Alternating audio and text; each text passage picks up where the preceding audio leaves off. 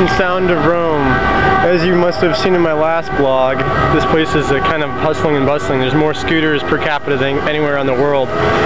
In Amsterdam they have bicycles, here in Rome they've got scooters galore. Here are the crosswalks that are pretty famous.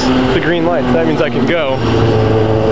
But tread lightly because as soon as it turns yellow, people are on their gas pedal, ready to rock and roll.